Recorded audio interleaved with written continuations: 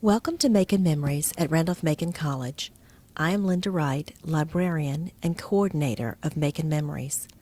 This is the Macon Memories Special Project, September 11th. The following recordings are made in commemoration of the 10th anniversary of the events of September 11th, 2001. They are recorded by faculty, staff, and students at Randolph-Macon College from September 8th through September 16th, 2011. This is Roger Martin relating what happened on 9/11 at Randolph-Macon College in the president's office. As always, I was in the office early in the morning, and when I came out of my office, I noticed that Elaine Duplessis, my assistant, was listening to the radio.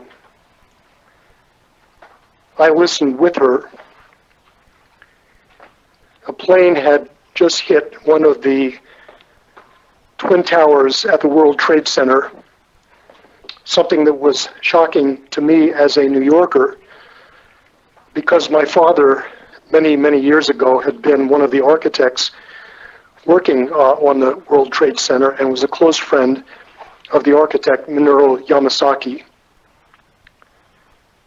Soon we learned that a plane had hit the Pentagon, and so my concern shifted from New York to Washington, D.C., in large part because Randolph-Macon College had a number of students whose parents worked in the Pentagon.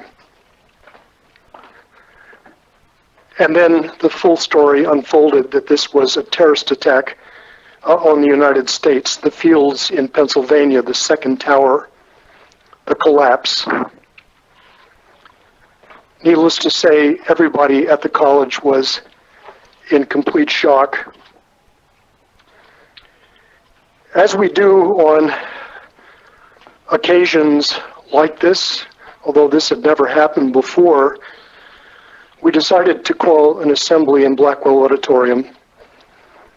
I forget exactly when we assembled, but many students arrived. I was concerned about students there who might have had a parent or parents in the Pentagon. We talked to the chaplain and people in the counseling office about being prepared to provide counsel for our students. And from notes I have, this is the brief statement I made. I said to the students before me and faculty that it was almost impossible to imagine the enormity of what had happened to our country, that this tragedy affected all of us in this community. I expressed my concern about students who might have parents in the Pentagon, but I also mentioned my daughter, a graduate student at Columbia University who I had not been able to get a hold of by cell phone. I then said that this was perhaps not a time to talk, more to pray. And I asked everyone to spend a full minute in silence, asking each of them in their own way to pray for the nation, to pray for our immediate community, and to pray for those many, many people who had tragically lost their lives. This is the end of my statement. This is Professor Emeritus James Scanlon. The date is 9/9/2011. I am going to give you my recollections of September the 11th, 2001. I was then teaching history and had an office in Wash Frank Hall. I got to my office around 9 o'clock in the morning. I turned on NPR, National Public Radio, for the music. The news was running late. There was a great deal of confusion in the newsroom. There was stories of a plane flying into the World Trade Center. There was a story of a bomb being found or going off in front of the State Department. I don't believe anything had been said about the Pentagon. The plane flying into the World Trade Center reminded me of the incident in 1945 when a bomber flew into the Empire State Building, so it was conceivable to me that the plane was hitting the building accidentally. When I heard of a second plane hitting it, I thought, this is no accident, something really bad is happening. We had a television set for the use of students in classrooms, but it was in a spare room. I went to watch it. I stood and watched the building smoking. A baseball assistant coach who was taking classes joined me. We were watching it, the tremendous smoke coming out of the World Trade Center. And then all of a sudden, the top of that building disappeared into the smoke, and then there was a great deal more of smoke and dust and billowing. And I simply could not believe my eyes. And I turned to this man and I said, did we just see that building fall? And then a few minutes later, the second tower collapsed. And again, it was hard to conceive of such a thing, and one didn't want to believe what was going on. At the fall of the second one, I turned to the coach and I said, this is another Pearl Harbor. And he didn't believe me. He said, you really think so? And I said, yes. Classes were canceled that afternoon. There was some kind of gathering, whether it was called a prayer session or what, I don't remember, in Blackwell Auditorium. Blackwell was absolutely crammed with students. I arrived there at the same time as Dean of Students Ira Andrews. The orchestra seats were all filled. Ira and I went up to the balcony. We watched it. The mood was very, very somber. I remember Roger Martin, I think, speaking. I remember Darrell Hedrick speaking. I remember prayers being said. It was not a long session, maybe 30, 45 minutes, as I recall. Very, very somber in tone. To this day, I regret not beginning to sing the national anthem or America the Beautiful or some other patriotic hymn. My instincts told me that if somebody had started singing, the whole audience of 500 or 600 people would have joined in. But my nerve failed me, and I did not. As classes were canceled, I went home, 3 o'clock or 4 o'clock in the afternoon, and I lived on Henry Clay Road, which is the extension of College Avenue, 4 blocks away from the college. For reasons more of instinct than anything else, I put out my U.S. flag, a kind of an act of defiance, I think, of terrorism. And by 5 or 6 o'clock, every house on that street that I could see had flags flying. It was a day like the day of the assassination of John F. Kennedy, where I could remember it in great detail. And everyone who was an adult on those days can tell you where they were and what they did. And I hope for the future that nobody ever has to live through either such days again. James Scanlon, signing off, Randolph-Macon College.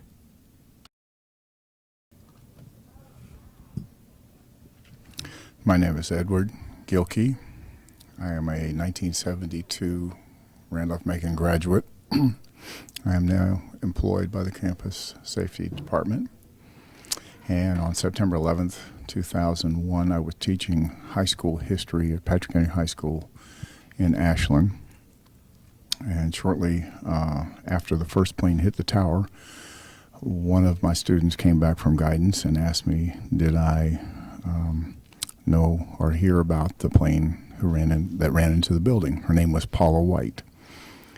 I said, Paula, I hadn't heard anything about that, but since we had televisions in the room, I was able to turn it on, and turned it on just in time to see the second plane hit the building. Again, Ed Gilkey, we had just heard that the first plane had hit the building. We turned on the TV and were able to see the second plane hit the building. And it was a stunning thing to be watching. Classroom full of 11th graders. And we watched as the scene shifted to Washington, D.C. You could tell by the skyline that it was not New York any longer, and that people were running. And so we kind of figured it was a coordinated attack. We continued to watch, and I don't believe anybody changed classes. I think we continued to just watch. We were admonished not to let the students see what was going on, but we all watched. And so we continued to just take it in. As soon as possible, we all made sure that our respective families were safe, family members were safe, tried to contact everybody. I know that it was a stunning thing in the days following to not hear any planes in the skies. And never thought that would happen in the United States. It was just a very surreal time, and it made you just kind of make sure everything was safe at home, and then pray for those that were responding, and of course those who had died. Our community, our church, had a scheduled service on that Sunday that followed. We had quite a time of sharing of experiences. One of our members was talking to somebody on the 87th floor of one of the buildings as it was hit, and did not know, and I do not to this day know whether that person died.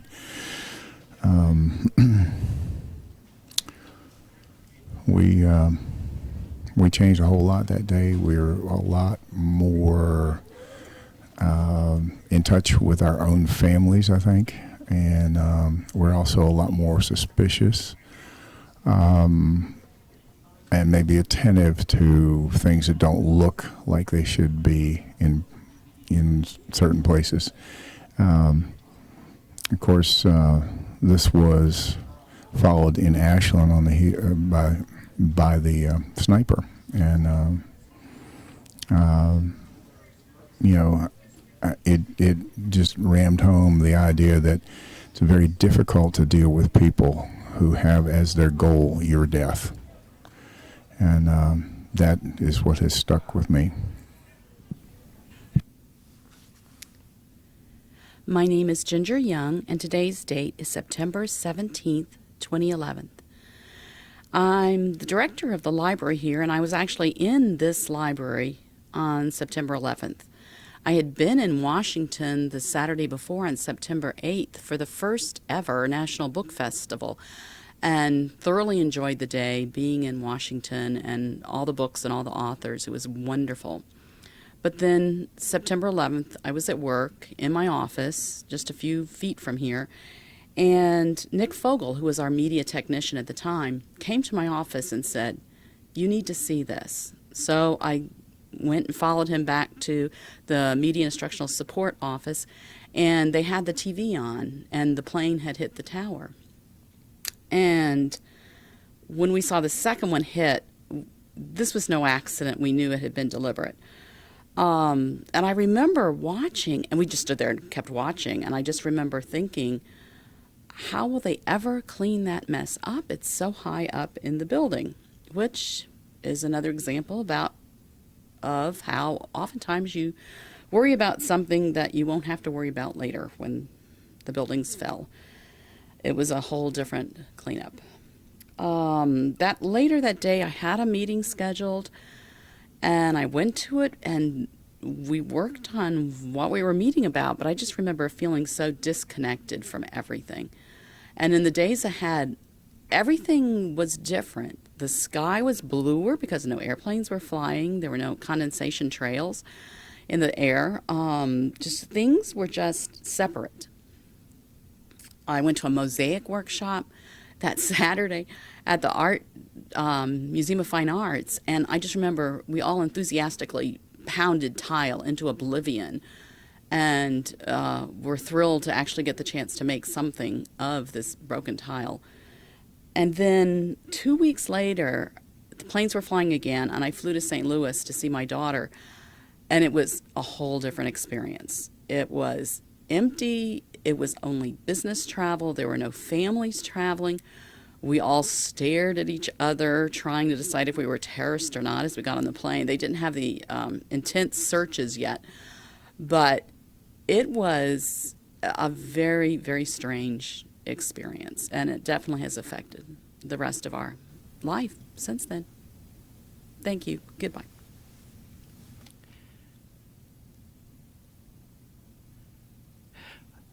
My name is Daryl Hedrick, and today is September the 16th, 2011.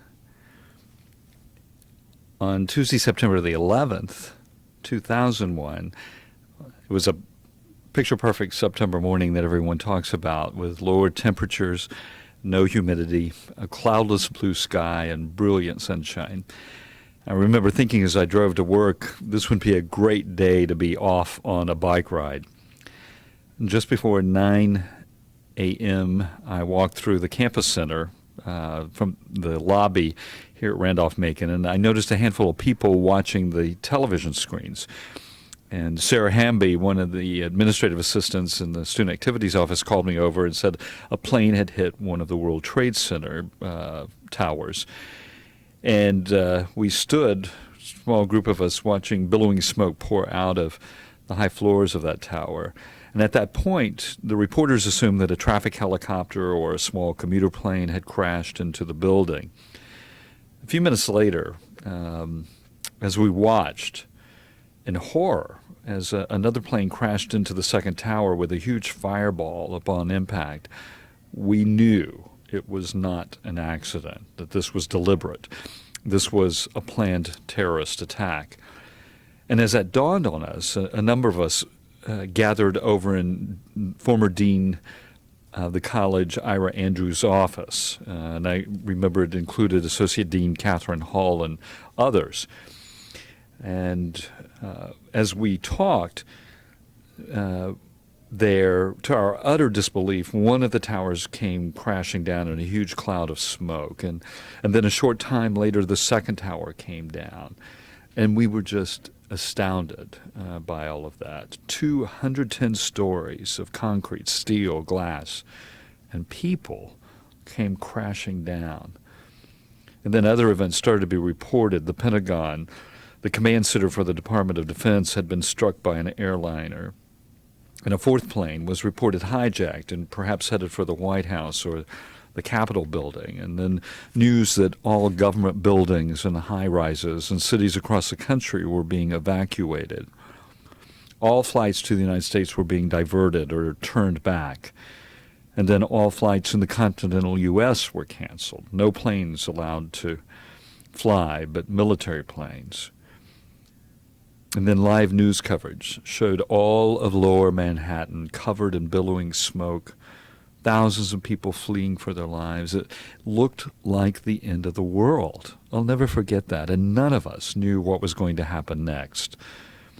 And there we were, 1,100 students, 300 faculty and staff, 80 miles from the Pentagon. What were we to do?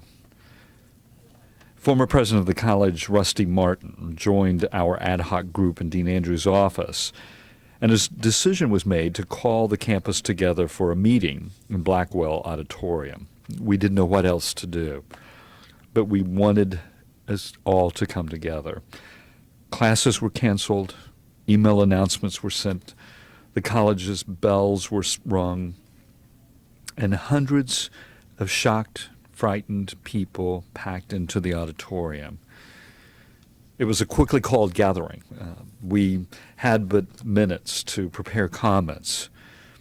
4 of us spoke: Dean Andrews, Dr. Marianne Pugh, the director of the Counseling Center, President Martin, who very personally spoke of his concern for his daughter, a university student in New York City, whom he had been unable to contact, and then myself. After I'd made some comments and led the gathering in prayer, I asked if anyone in the audience wanted to say something. And that is when the most memorable words were spoken. One of our students, sitting near the front, stood up and said, "This may seem trite, but America is under attack, and I want us to do something together as Americans. Can we recite the Pledge of Allegiance together?" And without hesitation, the Randolph-Macon community rose to its feet, and with tears streaming down our cheeks, together we recited the simple words of the pledge. And never had that pledge felt more powerful, nor were the words spoken with more feeling than then for me. In honor and memory of those who had died, we said it, in pride of who we were, and in coming together at that moment.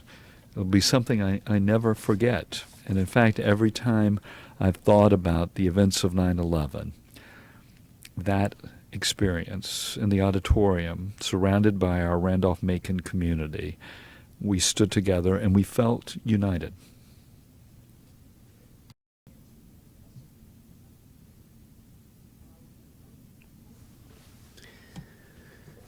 This is Professor Michael Fischbach. Excuse me. And today is September 16th, 2011. I want to mention, in reference to the events of 9/11, something that happened on campus just either the day after, that would be Wednesday, September 12th, 2011, or shortly thereafter. I believe it was that first Wednesday. But before I do that, let me say that on September 11th itself, it was a Tuesday morning, and I was living at the time in Oakton, Virginia, which is essentially right near Fairfax, Virginia, that is to say in the greater Washington, D.C. area. I commuted 3 days a week to Randolph-Macon from Northern Virginia. And on that morning, I turned on the computer and got the internet news on CNN and was surprised to see that an airplane had hit one of the World Trade Center towers, and of course turned on the television, and by that point a second plane had hit, and I was actually watching live television when the first of the two buildings collapsed. And because the Public Relations Department here at the college has my name on various listservs as an expert, someone from Bloomberg News Service actually called me as all this was going on and did a quick interview with me over the telephone and asked me various questions. And I remember at one point saying, and this is basically a direct quote, I said, "The world as we know it has now changed." And the interviewer asked me what did I mean by that, and I just said, I don't remember exactly what I said, but it was to the effect that how we understand life, how we understand security, how we understand government, foreign relations is all going to be very, very different. And I mean, with all due humility, I think I was right. But I remember also being concerned at the time that my wife called and I said, we should get home right away. I was very concerned that the government could declare martial law. I mean, I was watching things unfold in Washington on the Washington stations. Then the Pentagon was hit. My daughter lived overseas in the Middle East, and my ex-wife called from there and said, we just heard that something happened in Pennsylvania. That was before it was even on the American news, so I knew something else was going on. And where I was living was not that far from the CIA headquarters. And I remember thinking, well, gee, if a plane tries to hit the CIA and it misses or is shot down or something, it could crash on my head. But all that is really a long introduction to what I really wanted to say, which was the degree that fear was gripping people, and my great disappointment at seeing, and I'm speaking frankly, the degree to which that kind of panic and irrationality was able to overcome even the best instincts of educated people. And that's because when I came to campus, and again, our public relations department arranged for me and one of my colleagues to be interviewed on one of the Richmond news stations the next day, September 12th. And it was either that day or perhaps that next Friday that I was having a discussion not far from where I'm sitting right now, right out front of Randolph-Macon's library, with a colleague of mine, and in one of the humanities departments, someone I knew at least fairly well, educated, PhD, had actually spent time in the Arab world, spent time abroad, spoke at least one foreign language fluently. I mean, someone who clearly was open-minded, broad-minded, progressive view of the world. And yet I was amazed when we were talking, and I was trying to explain to this person why I felt that the United States had been a target of these attacks, to have this person suddenly say, well, are you defending the terrorists? And I was mortified. I was so taken aback. I said, well, of course not. I'm just trying to explain why I think this has happened. Our national leaders are telling us this happened because these people hated democracy, and there are obviously plenty of democracies in the world they could have attacked. Why us? We're being told they don't like our way of life. We're being told all these imbecilic reasons, and as scholars, and personally as a scholar of modern Middle Eastern history, I feel an obligation. I would hope all of us as professors would have an obligation to analyze things and look critically and seriously at what has happened. And I was really astounded that even here among my colleagues, the degree of anger and fear and hatred had so overwhelmed the American public after 9/11 that even otherwise level-headed academics were not only not willing to ask the difficult questions of why this had happened to us, but were so quick to turn on people like me who were trying to explain why it happened and accusing me of being some kind of terrorist sympathizer. So there were certainly many memories I had of 9/11, and again, I was actually living and was physically present in the Washington area that morning it happened, but I think my biggest memory was my disappointment in the degree to which even my professional colleagues here at Randolph-Macon had been caught up in this hysteria and were willing to suspend critical judgment. And I think 10 years later, I think our nation has not actually moved far from that, unfortunately. My name is Professor Elsa Q. Falls, and the date of today is September 15th, 2011. On September 11th, 2001, I was leaving a medical building on Parham Road where I had just gone to have a mammogram. I turned my car towards Randolph-Macon. I was listening to the car radio, as I often did. I was by myself, and what I heard then was that a plane had flown into one of the World Trade Center towers. My reaction was that, oh my goodness, I wonder if it was a small plane, and I wonder, it must have been an accident. Before I got to Randolph-Macon, I heard that a second plane had flown into into a World Trade Center tower, and it came to me that perhaps it was not an accident after all, and how in the world had that happened, and who had done such a horrible, horrible thing. I had a class that morning at Randolph-Macon, and I went ahead and held the class. At the beginning of class, I made a few remarks about what had happened, the horror of it all, and then we had a moment of silence in memory of the people who had lost their lives in that attack. I left for home early that day. because everything was in chaos at Randolph-Macon, and I just wanted to get home. My husband worked for Morgan Stanley, as he still does, and he had hundreds of fellow employees who worked in the World Trade Center. Don came home from work that day, and he turned on the TV, and honestly, he didn't leave that seat for the next 2 days, except to eat and to sleep and to use the bathroom. He was in suspended animation, I would say, and just horrified by what had happened. He was very glad when he heard that most of the employees of Morgan Stanley had actually gotten out of the building with their lives due to the efforts of one of the employees who went from floor to floor and told everybody to get out, even when the word from authorities was that everything was just fine and to just go on back and return to your work. This gentleman still said, "No, don't do that. Go ahead and start walking down and get out of this place."